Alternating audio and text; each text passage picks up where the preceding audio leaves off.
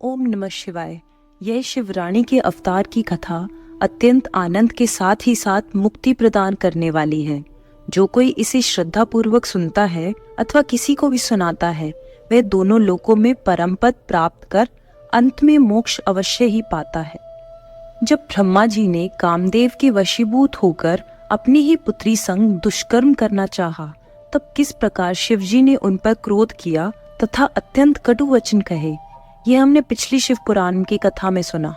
हमने यह भी सुना कि ब्रह्मा जी ने शिवजी के प्रति वैर रख पहले तो कामदेव को उन पर विजय प्राप्त करने के लिए भेजा, परंतु जब कामदेव ये ना कर सका, तब ब्रह्मा जी ने विष्णु जी का स्मरण कर उनसे सहायता मांगी और उनसे कहा कि हे विष्णु, शिवजी ने मुझसे अत्यंत कटु शब्द कहे हैं, अस्तु हम चाहते हैं कि अब शिवजी का भी विवाह हो और वे भी हमारी तरह गृहस्थ जीवन में अनेक प्रकार के भोग में विलुप्त हों।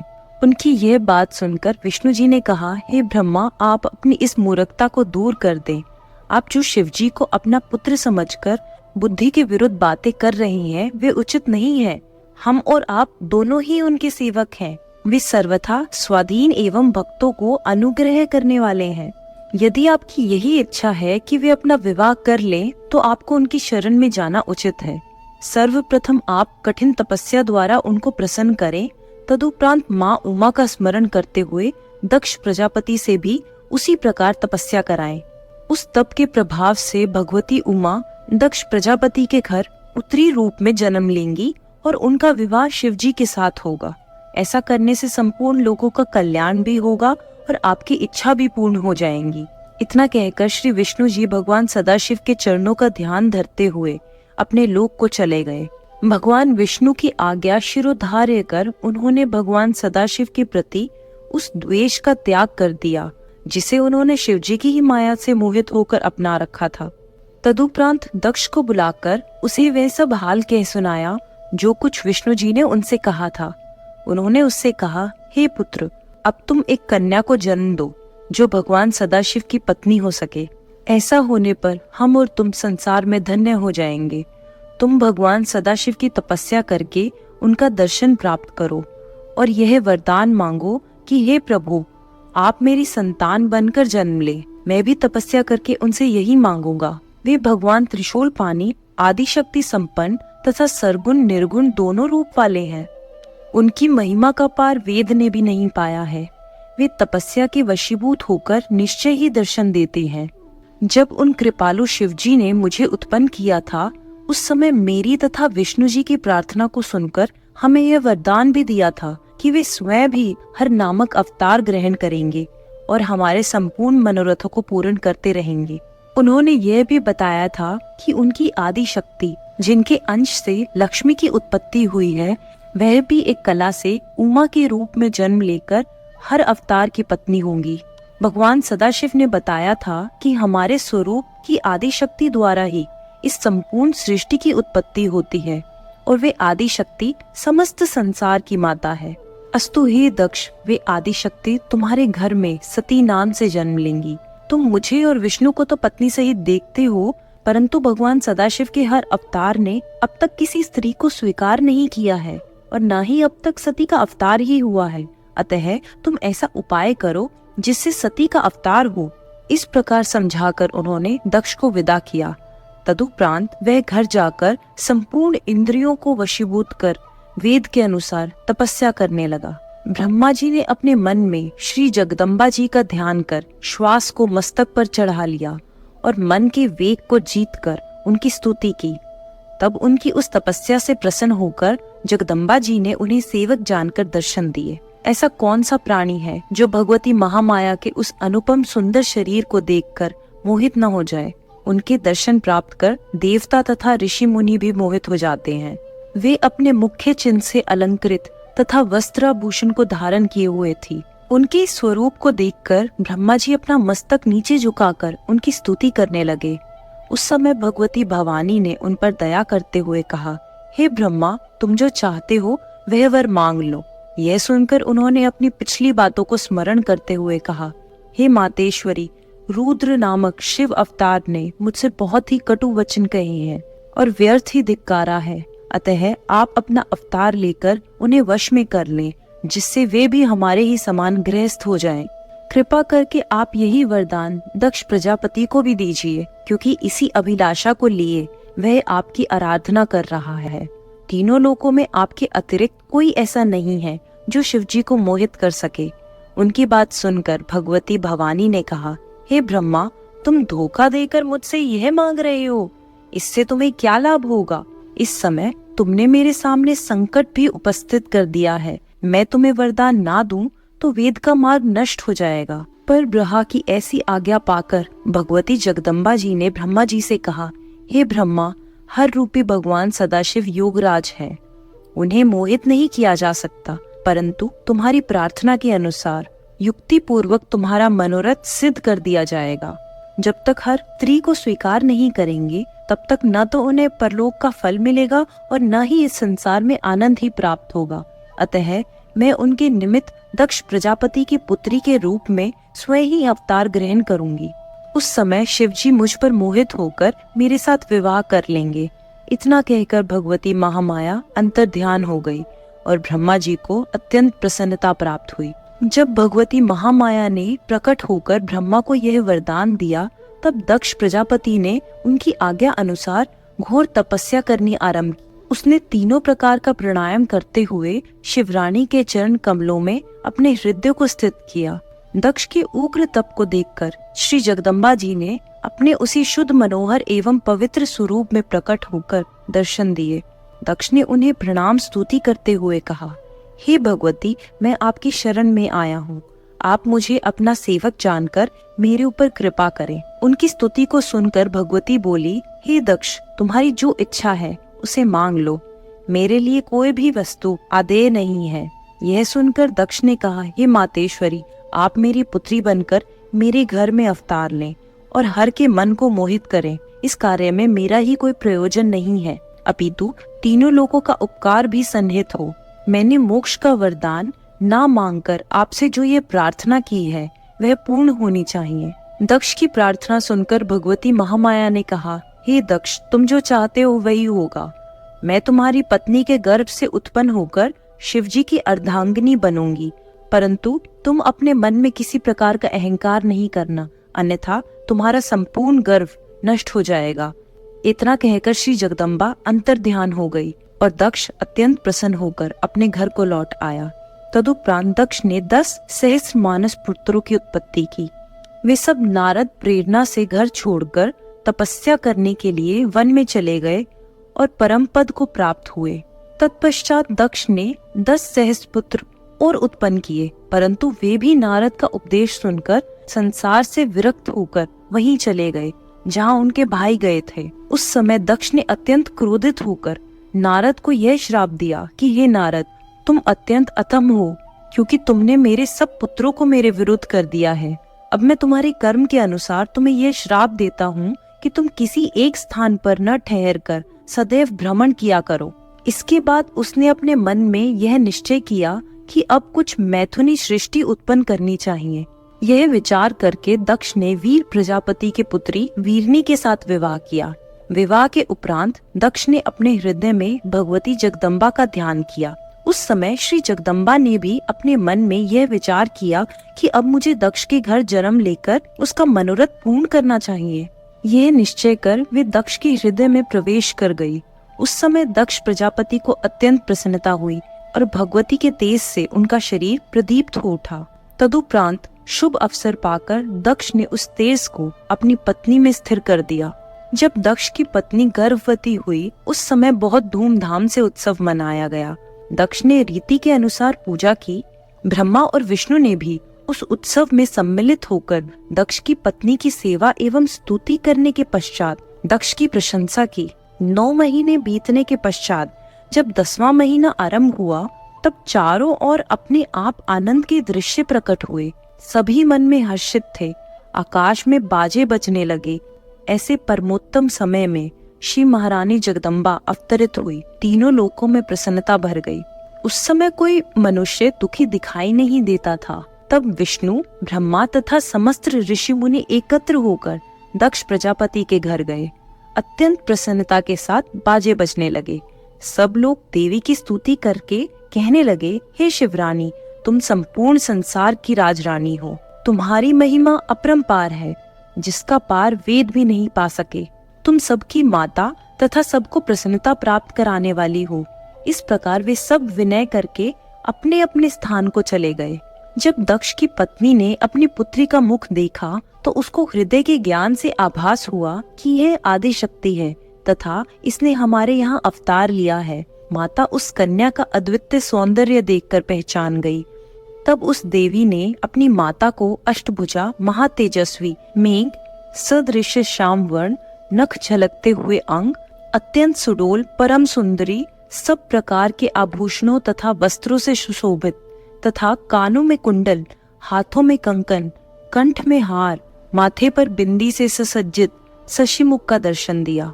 देवी स्वरूपा अपनी पुत्री का ऐसा रूप देखकर माता करवद होकर उसकी स्तुति करने लगी और कहने लगी, मैं जानती हूँ कि तुम आदि शक्ति तथा सृष्टि की माता हो। तुमने हमारे ऊपर कृपा करके हमारे घर में अवतार लिया है। अस्तु, तुम हम पर अनुग्रह करो और मेरे मन में अपने स्वरूप को स्थिर करो। इस समय तुम मुझे अपना स्वरूप बाल रूप में ही दिखाओ। मैंने तुम्हें पहचान लिया है। मैं जानती हूँ कि तुमने अपनी प्रतिज्ञा का पालन किया है। वैसे मैं तुमको क्या पहचान सकती हूँ, क्योंकि अंत में वेद भी तुम्हारी स्तुति करके हार मानकर चुप हो जाते हैं।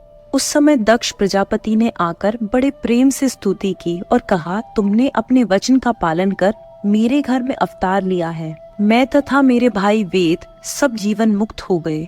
तुम्हारी महिमा अपरंपार है। तुम केवल पूजा और तप के वेश में हो, जैसा कि राजा सूरक का तप साक्षी है।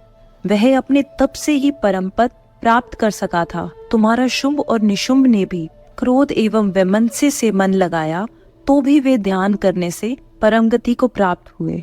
इसी प्रकार दक्ष ने महामाया की अत्यंत स्तुति करके अंत में यह प्रार्थना की कि अपना यह मनमोहक रूप हमारे हृदय में बसाकर अब जो रूप समय के योग्य हो उसे आप धारण कीजिए, जिससे प्रसन्नता प्रकट हो। इस प्रकार दक्ष तथा उनकी पत्नी अर्थात अपने माता पिता की बातें सुनकर श्री देवी जी बोली, हे दक्ष तथा हे दक्ष पत्नी, तुम दोनों ने ही हमारी बड़ी उपासना की है। हमने भी वरदान के अनुसार तुम्हारे घर अवतार लिया है। अब तुमको यह उचित है कि तुम जिस प्रकार मुझे शक्ति समझते हो उसी प्रकार का विश्वास रखते हुए कभी गर्व न करना।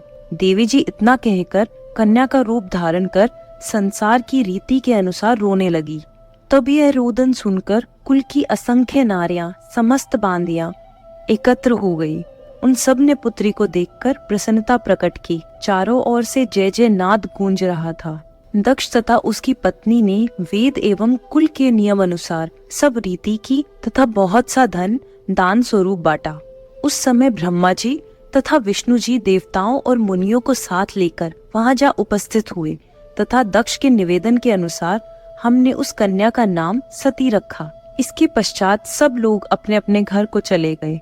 दक्ष अपनी पत्नी सहित सती के प्रेम में निमग्न होकर सब कुछ भूल गए। सती चंद्रकला की भांति दिन दिन बढ़ने लगी।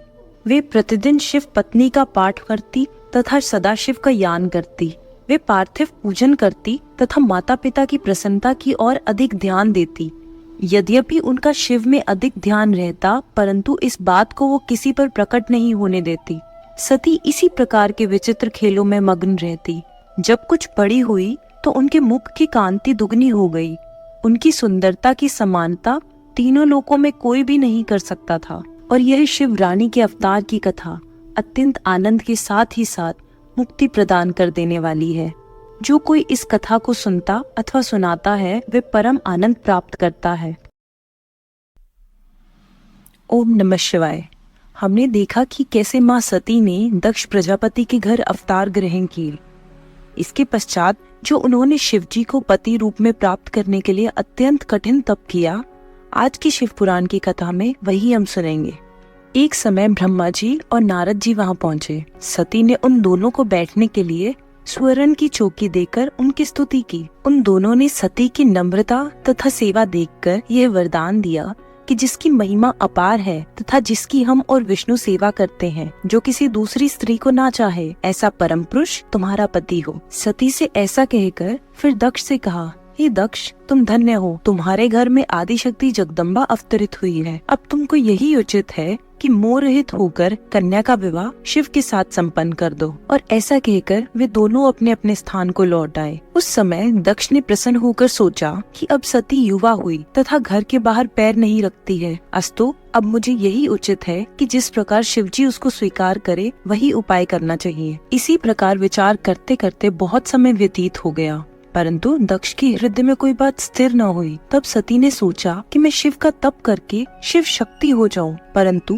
लज्जावश माता पिता की आज्ञा के बिना वे इस बात को प्रकट नहीं कर सकती थी। अंत में एक दिन उन्होंने अपनी माता से अपनी ये आकांक्षा प्रकट करते हुए कहा, यदि आज्ञा हो तो मैं वन में जाकर शिवजी की तपस्या करूं, क्योंकि वे बिना तपस्या किए मुझसे विवाह नहीं करेंगे और बिना विवाह के तुम्हारे मनोरथ पूर्ण नहीं होंगे। इसलिए हे माता, यही उचित है कि तुम मुझे इसके लिए पिता से आज्ञा दिला दो। माता ने सती की यह बात सुनकर दक्ष को बुलाया और सती की मनोकामना कह सुनाई। उसे सुनकर दक्ष अत्यंत प्रसन्न हुए। इस प्रकार सती जी अपने माता पिता की आज्ञा लेकर अपनी सखियों के साथ हाट के इस वन में पहुंचकर कठिन तपस्या करने लगी। उन्होंने तीनों ऋतुओं में उसी वन में रहकर व्रत का शुभारंभ किया और पूरी तरह शिवजी की पूजा की। वे कार्तिक में नित्य प्रातः स्नान कर शिव पूजन करके रात दिन शिवजी के चरणों में ध्यान लगाए रही। माघ में स्नान कर शिवजी की पूजा की तथा भीगे हुए वस्त्रों से नदी के तट पर तप करती रही और रात्रि को सखियों सहित जागकर अत्यंत प्रसन्न हुई। उन्होंने फागुन मास की 14 को शिवजी की पूजा की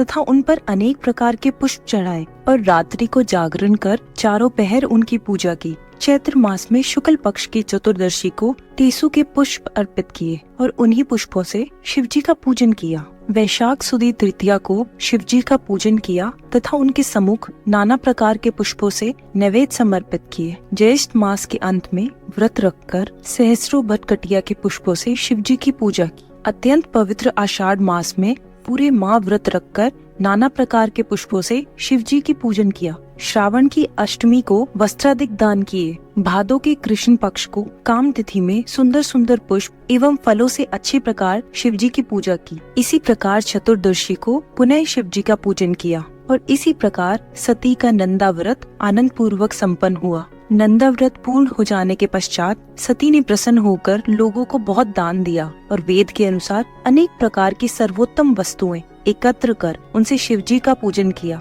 ब्राह्मणों को शिव स्वरूप जानकर उनकी भी पूजा की। इस प्रकार शिव के प्रेम में मग्न होकर योग धारण से तप किया और श्वास चढ़ाकर जल में बैठ गई। उस समय ब्रह्मा और विष्णु ने वहां जाकर देखा कि सती सिद्धों एवं अमरगण की भांति बैठी है और वहाँ के संपूर्ण जीवों में कोई भी देशभाव नहीं है, यहाँ तक कि सिंह तथा गौ एक साथ रहते हैं। इस प्रकार सारे जीव शत्रुता त्याग कर वहाँ प्रेम के साथ रहते हैं। ब्रह्मा जी और विष्णु जी वहाँ की ऐसी दशा देखकर सती की स्तुति करने लगे। फिर कैलाश पर्वत की ओर यह कहते हुए चल दिए कि सती को शिवजी अंगीकार करें। ब्रह्मा जी एवं विष्णु जी, देवता, मुनि, नाग, सिद्ध सबने शिवजी के निकट जाकर देखा कि शिवजी शक्ति सहित विराजमान है, तो उन सब ने उनकी स्तुति की तथा विनती करते हुए कहा, हे महाराज, जब हमने आपको उत्पन्न किया था तब आपने प्रण किया था कि हम तुम्हारे उपकार के लिए रुद्र नाम से अवतरित होंगे। सो ऐसा ही हुआ, आपने अपनी प्रतिज्ञा अनुसार अवतार लिया। अब आप हम पर कृपा करें। ब्रह्मा जी और विष्णु जी ये कहकर चुप हो गए और ये सुनकर सदाशिव बोले, हे ब्रह्मा और विष्णु, मुझे तुम दोनों ही अत्यंत प्रिय हो। तुम यहाँ मुनियों के साथ किस लिए आए हो? सो मुझे सब ठीक ठीक बताओ। शिवजी की ऐसे वचन सुनकर उन्होंने यह समझा कि अब मनोकामना अवश्य सिद्ध होगी। तब विष्णु और ब्रह्मा जी हाथ जोड़कर उनसे निवेदन करने लगे, हे प्रभु, पहले आपने हमें कहा था कि हम विवाह करके लोक कार्य सिद्ध करेंगे। सो अब वह समय आ गया है, अब आप अपने वचन का पालन कीजिए। शिवजी ये सुनकर हंसकर बोले, हम तो योगी हैं, हमारा विवाह भोग से क्या संबंध? हमारा शरीर अवधूत है और हमारी सामग्री भी अशुभ है। हम इसी दशा में बहुत प्रसन्न हैं। देखो, लोग विवाह से अधिक दूसरा कोई आनंद नहीं मानते, परंतु वह एक कारागृह के समान है, जैसा कि वेद भी कहते हैं। जो बात मुझे अच्छी नहीं लगती तुम उसी को करने के लिए मुझसे कहते हो। अच्छा, फिर भी मैं अपना वचन पूरा करूंगा और विवाह करूंगा, परंतु इसके साथ साथ एक बात अवश्य है कि मैं जिस प्रकार की स्त्री कहूँगा तुमको मेरे लिए उसी प्रकार की स्त्री ढूंढनी होगी।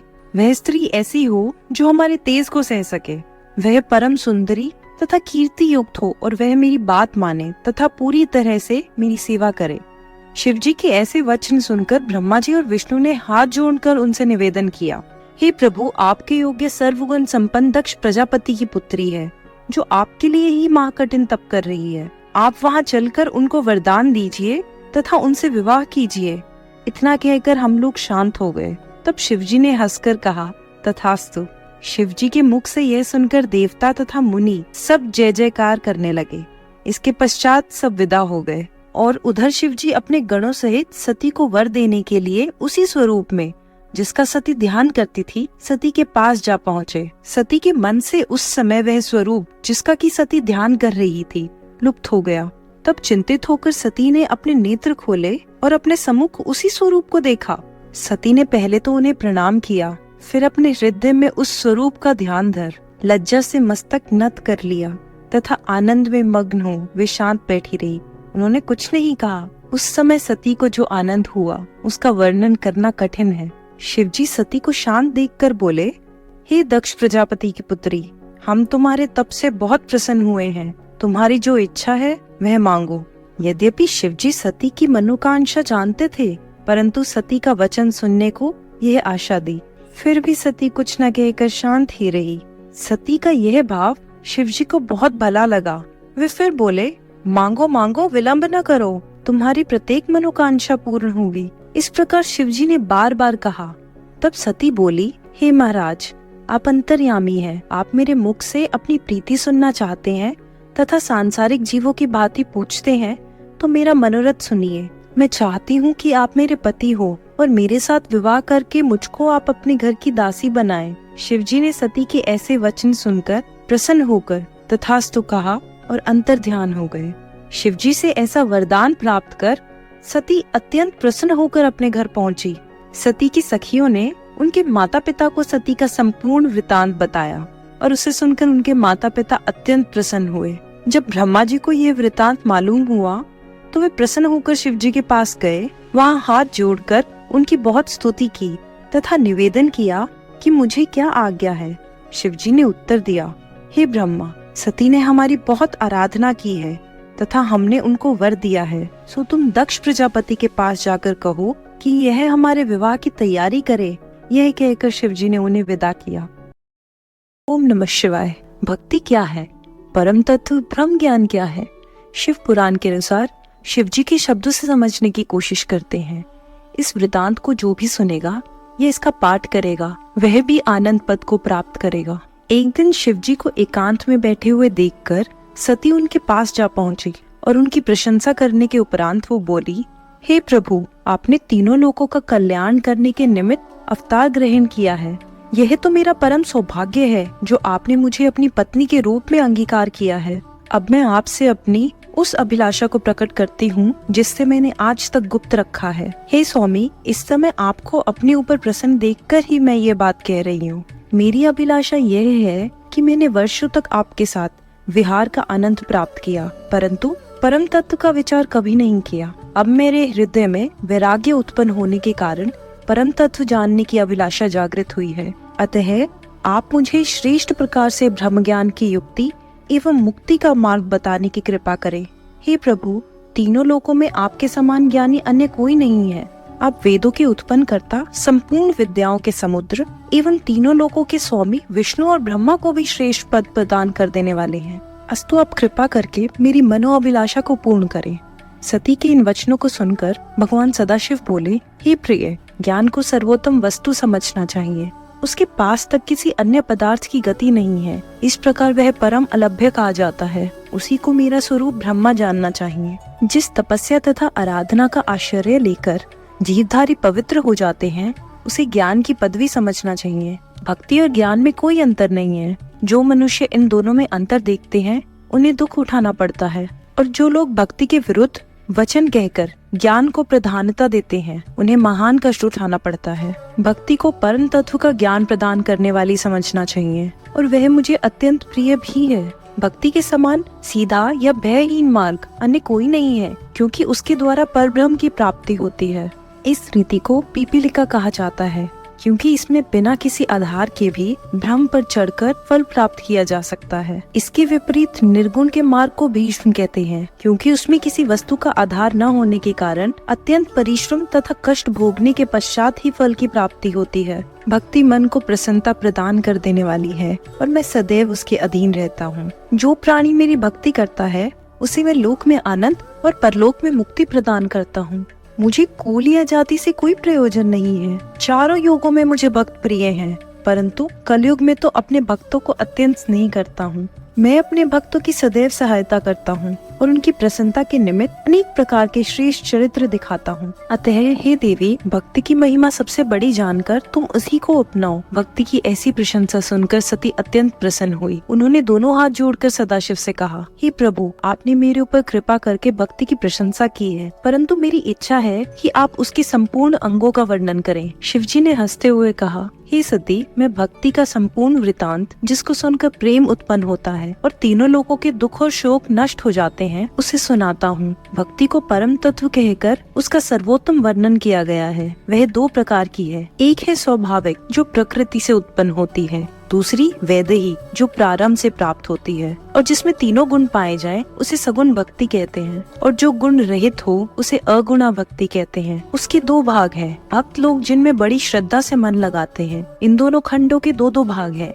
जब उनको सावधानी से धारण किया जाता है तब वे पूर्ण हो जाते हैं। वे कुछ इस प्रकार हैं। अपने स्वामी की कीर्ति सुनना, कीर्तन अथवा उसका वर्णन करना, स्मरण करना, सेवन अर्थात सेवा करना, वंदना अर्थात वंदना करना, सख्य अर्थात मित्रों के भांति रहना, एवं आत्मसमर्पण अर्थात स्वयं को अर्पण कर देना। भक्ति के इन्हीं नौ भागों को मुनि भी बताते हैं। इस नवधा भक्ति के अतिरिक्त और भी बहुत से प्रकार हैं, जिनको धारण करने से मन अत्यंत प्रसन्न होता है, जैसे बरगद, बेल, तुलसी और गंगा आदि की सेवा, अतिथियों की सेवा, ब्राह्मणों की अधीनता तथा तीर्थों की स्थिति आदि। इतना कहकर शिवजी बोले, अब मैं अलग अलग 9 प्रकार के अर्थ वर्णन करता हूँ। जब मन, विचार, कर्म से मेरी प्रशंसा सुन भक्त बड़ाई का विचार करें तथा मन को दृढ़ करें तो इसको श्रवण कहते हैं। जब कुल धन, व्यवहार और स्वयं के गर्व को छोड़कर हमारी कथा को सुनो, जिस स्थान पर कथा होती हो उसको नित्य प्रति सजाकर शुद्ध करता रहे, उस शास्त्र की भली प्रकार पूजा कर अनेक प्रकार की वस्तुएं उस पर चढ़ावे, उसी प्रकार उसके पाठ करने वाले की पूजा करके अच्छे वस्त्र, द्रव्य पदार्थ, फल फूल आदि से स्तुति करे, तब उसको उचित फल मिलता है। यही श्रवण की प्रशंसा है। अब मैं तुम्हें कीर्तन के विषय में बताता हूँ। जो अपने मन को निर्लोभ करके मेरे जन्म, कर्म और गुण को देखे,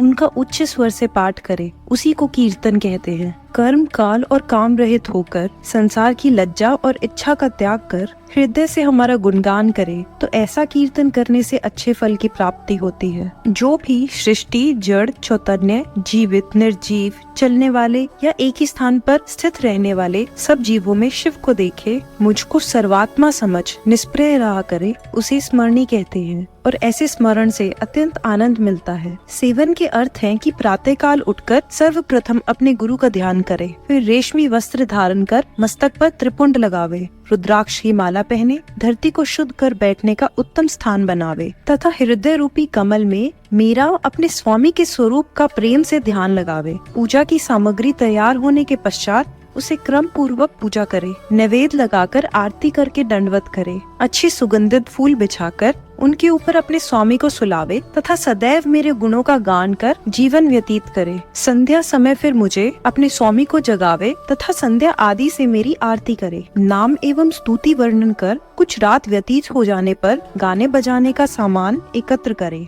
और आनंद पूर्वक बाजे बजवाकर भोग लगावे, उन्हें आरती करे और इसके पश्चात तम शया बिछाकर मुझ स्वामी को उस पर सुलावे। इस प्रकार की सेवा करने वाला भक्त लोक परलोक में आनंद प्राप्त करता है और तीनों लोग उसके चरणों को नमस्कार करते हैं। फिर शिवजी बोले, हे सती, अब मैं अर्चन का वर्णन करता हूँ, इसे ध्यान पूर्वक सुनो। जो बेलपत्र, फूल और चंदन को पवित्रता एवं विचार के साथ लगावे, धर्म की रीति के अनुसार जिसने धन संग्रह किया हो, उससे पूजा के बर्तन और सामग्री एकत्र करे, अपने स्वामी इष्ट देव की षोडशोपचार पूर्वक निस्वार्थ पूजा करे, समय तथा नियम में कोई कमी न होने पावे, इसी को अर्चन कहते हैं। और जो मेरे मंदिर में फुलवाड़ी लगावे अथवा मेरे लिंग की स्थापना करे तथा मेरे लिए उत्सव करे, ये सब अर्चन के भाग हैं। जो इस प्रकार मेरा अर्चन करता है वह दोनों लोकों में सिद्धि प्राप्त करता है। अब मैं वंदन की व्याख्या करता हूँ। हे सती, मंत्र का जाप करे तो बार बार उसका ध्यान करना चाहिए और मन को एकाग्र करके प्रणाम करना चाहिए। यही वंदन है। वंदना का फल तीनों लोकों में प्रसिद्ध है। इसी के प्रताप से सनकादिक निर्भर रहते हैं। शिवजी बोले, हे सती, अब मैं तुमको दास्य भाव के विषय में बताता हूँ। जो इंद्रियों को वश में करके मुझको प्रसन्न करता रहे,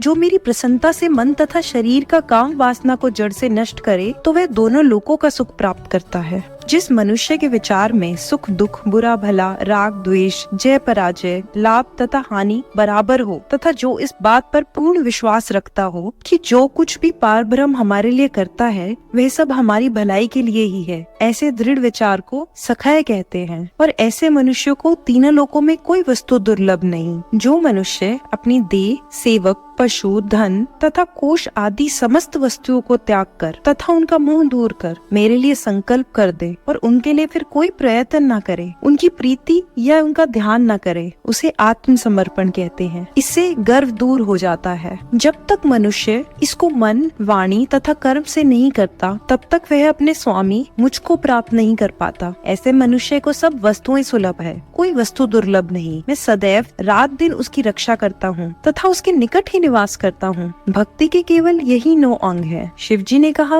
हे सती, अब मैं भक्ति के उपांग का वर्णन करता हूँ। उपांग 10 है। उनमें से प्रत्येक दुख को नष्ट करने वाला है। इसलिए बड़ और पीपल की सदैव पूजा करनी चाहिए और उनका जल से सींचन करना चाहिए। उनका अनादर करना मेरा अपमान है। उनकी परिक्रमा दाईं ओर से करनी चाहिए। इन दोनों वृक्षों की सेवा करने से ही निर्भय परम पद प्राप्त होता है। दूसरे बिल्व वृक्ष की सेवा करनी चाहिए और उसको मेरा ही शरीर समझना चाहिए। उसकी पूजन से कोई कष्ट नहीं रहता। उसको जल से सींचकर उसका पूजन करना तथा उसकी आरती उतारना उचित है। और जो लोग नित्य ऐसा करते हैं उन्हीं को हमारी पूजा का फल प्राप्त होता है। तीसरा उपाय रेवा अर्थात नर्मदा, सुरसरी अर्थात गंगा आदि का पूजन कहलाता है। उनमें पवित्रता के साथ स्नान करने से बड़ा पुण्य मिलता है, जैसा कि व्यास जी ने कहा है। और चौथा उपांग गुरु सेवा है, जिसकी स्तुति वेद करते हैं। इसके बराबर और कुछ नहीं। 5वें हमारे 14 जितने व्रत हैं, उनमें हमारा पूजन कर व्रत रखें, रात्रि भर जागरण करें और उनसे जिस पुण्य की प्राप्ति होती है वह वेदों में प्रकट है। इस प्रकार शिवरात्रि मास के दोनों प्रदोष तथा हर महीने की अष्टमी के व्रत बड़ी महिमा रखते हैं और उत्तम गति प्राप्त कराते हैं। इन व्रतों से व्याध और कीरत ने बहुत आनंद प्राप्त किया है। 6वां शैवाराधन अर्थात शैव लोगों की आराधना करना है और इसके अंतर्गत जब किसी शिव भक्त को अपने यहाँ आता हुआ देखकर प्रसन्न होकर सब प्रकार से उसकी सेवा में तत्पर रहे तथा उसकी पूजा भी करे और शुद्ध भोजन द्वारा उसका स्वागत करे। यह शैवाराधन अत्यंत प्रसन्नता प्राप्त कराने वाला है। उसी के प्रताप से अधिकतर लोग तीनों लोकों के अधिपति हुए हैं। 7वां अतिथि सम्मान है, अर्थात जो कोई भी द्वार पर भिक्षु हेतु आवे उसको यथाशक्ति कुछ अवश्य देना चाहिए। इसमें लोक परलोक दोनों ही बनते हैं। यह कभी भी बुला देने के योग्य नहीं है। और 8वां उपांग ब्रह्मांड का सम्मान है। इसके द्वारा बहुत से मनुष्यों ने परम पद प्राप्त किया है। शिवजी बोले, मैं ब्रह्मा शरीर हूँ, इसलिए ब्राह्मण की पूजा उसको मेरे समान समझकर करनी चाहिए। और 9वां उपांग तीर्थ तथा क्षेत्र में भ्रमण आदि है। समस्त तीर्थों में से 7 पुरियों का वृहद वर्णन किया गया है। उनमें आनंद वन अर्थात श्री काशी जी का बहुत मान है। इसलिए नियमित रीति के अनुसार प्रेम पूर्वक काशी जी की परिक्रमा करनी चाहिए तथा धर्म शास्त्र के कथनानुसार सब बातें करनी चाहिए। सब तीर्थों का फल उसको प्राप्त होता है जिसकी मृत्यु काशी में होती है। यही बात वेदों में भी कही गई है। और 10वां बड़ा धर्म अहिंसा है, अर्थात किसी जीव को कष्ट ना पहुँचाना। जिसने हिंसा को त्याग कर अहिंसा व्रत को अपनाया वह मानो संसार के समस्त धर्मों को प्राप्त कर सका है। यह अहिंसा व्रत अति प्रसन्नता देने वाला है। हे देवी, जिसके हृदय में तुम वास करती हो वह मुझे अत्यंत प्रिय है। लोग कलयुग में ज्ञान वैराग्य को कम चाहेंगे, उस युग में केवल भक्ति को ही प्रमुख समझना चाहिए। हे सती, तुमने मुझसे जो पूछा मैंने उसका तुम्हें पूरी तरह से उत्तर दिया। इस वृतांत को जो सुनेगा अथवा उसका पाठ करेगा वह भी आनंद पद को प्राप्त करेगा। ओम नमः शिवाय।